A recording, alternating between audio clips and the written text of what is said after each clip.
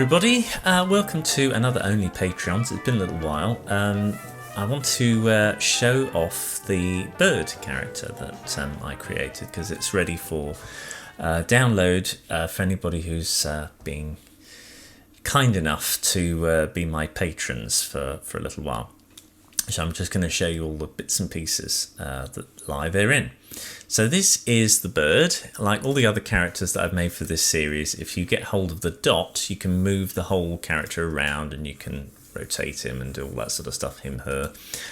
This dot, actually, you can see there, selects its main peg. So anything you do to this, it creates a key on the sort of root peg of the whole character there. Now, he has very few controls. There are three main sort of joysticks, if you like, along with a couple of sliders and some hidden little bits as well, which I'll go into in a little bit. But for now, let's tackle the stuff that you can see. First of all, he has master controllers that flap his arms, wings, and they both do that. What happens is, if you get hold of the primary top there and you rotate that, all the others will rotate in relation to that. They have a series of limiters that sort of reduce their mimic but reduce the speed by a certain amount to create this effect. And all this master controller does here is operate the first one, and of course the other ones follow. So it gives you a little bit of movement and sort of variation, and it allows you to sort of do things a little bit beyond much more easily. So that's that.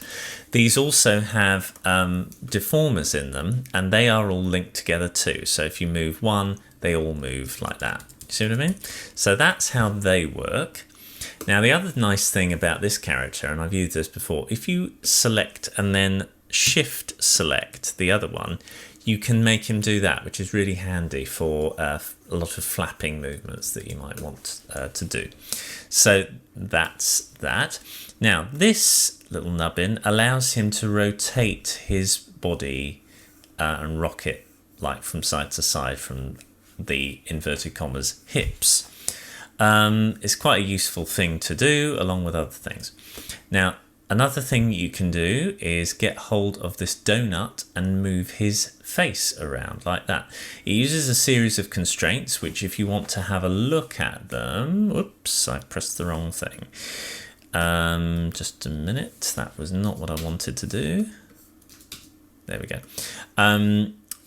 If we want to have a look at them, I should just go here into the node view, and this operates the face VPEG, which I believe is a clone here. What the actual stuff is, if I have a look at the eye and all of this sort of thing here, I think it's around the face roll constraint. Here we are. This is all the mechanism of the actual face. And it's got one constraint and then several limits and things like that to make things do things. But if we have a look at this, it's a fairly straightforward set of connections. It's not as complicated as it looks, and then just things are limited in Y or in X or this, that and the other, and they sort of join together. So there's a few statics to sort of shift things around, but it's a fairly, even though it looks complicated, it's fairly straightforward with what's going on. It's just about sort of points and stuff and how they affect what they go into here, which is a little bit more complicated. This is actually the mechanism of the eye setup. So if we look at the constraint for the eye, here we have that kind of thing going on. We've got, where are we here? Oh, an eye turn, that's another thing here. That's it. So this is concerning the actual eye turn. I have to be honest, I did this, it was sort of logic building upon logic building upon logic. I can't quite remember how I've done it. So if you want to dissect it bit by bit and work out how I've done it, you're very, very welcome. My advice is to strip it down as much as possible and just concentrate on one element at a time and just fiddle with the peg and see what happens, you know what I mean? That's pretty much how that works, and then you sort of see how something feeds into that and blah, blah, blah, blah, blah, blah, blah. If you've followed one of my recipes, which does cover this kind of thing in more detail, from flesh B, I think it is, that really goes into quite a lot of detail of the relationship between constraints and limits put on constraints, and then gradually you understand how these two things interact. On their own, they're not that complicated. It's when they're joined together that they start building a complexity that becomes more and more advanced. So I'm not going to go into it all here because life's too short. But if you want to go into more detail, that is what I would recommend, that book, which is, funny enough, the purpose of this commercial is to sort of advertise this particular book, Flesh Bee, and it's the pretty much all the recipes contained in that are to do with constraints and limits and things like that. Now I'll just turn these off. It's not so easy to turn off constraint. Hang on, if I do that, constraint, static constraint, is that what I want? What I want is a 2-point constraint, but I don't, point constraint 2, there we are. And then I just hopefully go like that. There we go. Good. Right. Now, so I've shown you how his head moves around. Now, I'll just use that. That's a bit better. Now, if you want to make him blink, you grab hold of the higher part of his eye, and you can do that. And there's a slight offset in the blink of them as well. You can even make them go up like that and down like that. If you go too far, the blink sort of goes past the eye, so there's a certain amount of limit there. But as you can see, there's an offset between the two. If I put that back and then go into the other eye, that goes down further than the other one. So it's important to remain consistent about which eye you're blinking. Oops, otherwise I'll just undo that. Otherwise you'll grab hold of the wrong thing. You notice there it sort of breaks the constraint, so you just press undo a few times. But make sure you get hold of the top of the eye. You notice when I grab here, it sort of thinks it's the bottom of the eye. So you have to click on the black part and then you're okay. All right, so that's how that works. His eyebrows, as far as I remember, have... oh, no, they don't. Okay, just turn that off. So they don't have... deformers in them, which is interesting, but you can add some if you want to in the usual way. It's not a big problem. I didn't need to for this production at all. You just had a pretty, I think all he ever did was that. Oh, that's interesting. It's behind. There we are. Maybe move it in front. Anyway, all the usual stuff. That's not very complicated. Now here's where it gets quite interesting. If you move this dot around, you can curve his body, so that's quite nice. And his tie sort of flops in front, and that's quite nice. So he's quite jelly-like, and he's got that kind of thing going on.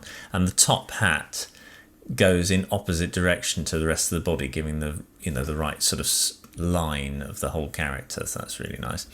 If you want to move his feet, you can do. They're just connected using a weighted deformer and stitched at the points, and then you can do things like that.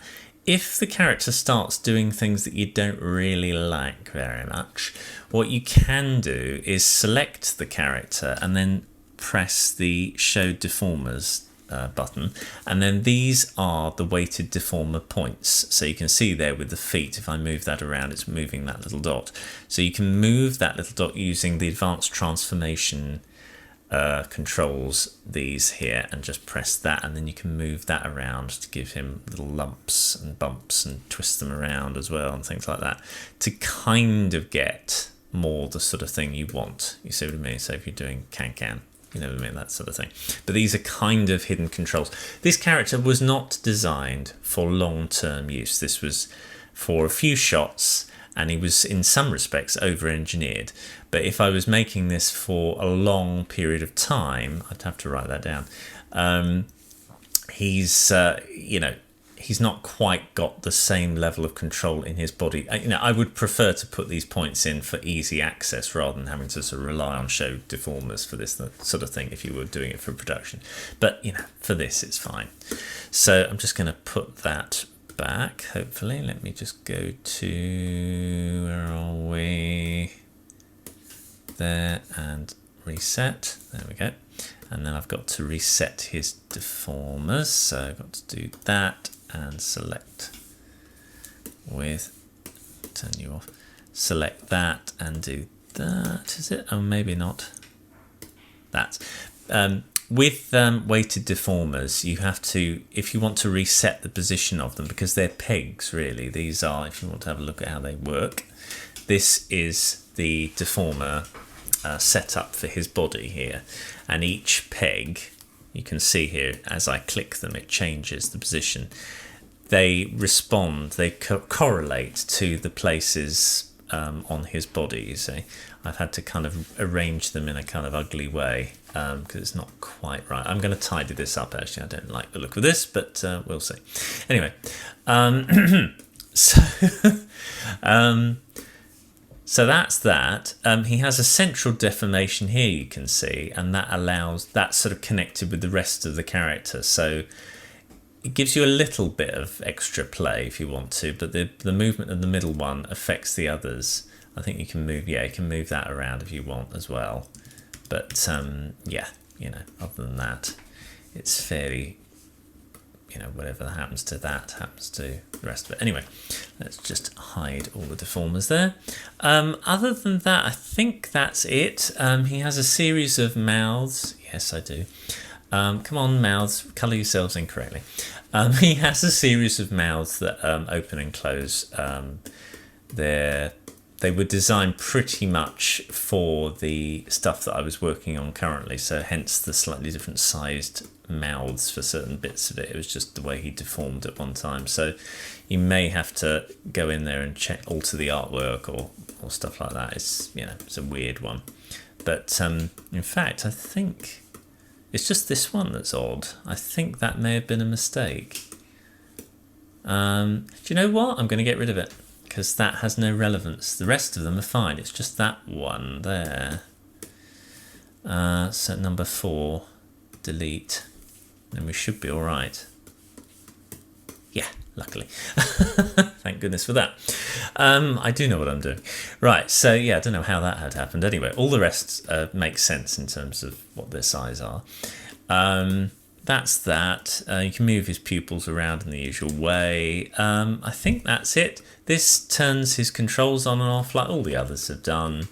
And yeah, he's quite a natty little character. I'm really pleased with how he turned out. He's a lot of fun to move around. As I said, the only thing that I would like to improve upon is the quality of the weighted deformers around his body. They're nice for this kind of thing, but occasionally when you lift the foot up, you get slightly ugly shapes. You know, you just want to sort of alter things a little bit. But, you know, for the most part, he's quite nice, and he can look around and do all sorts of fun stuff. So yeah, I'm quite pleased with him, generally speaking. Out of all the characters in this production, he's been the most fun.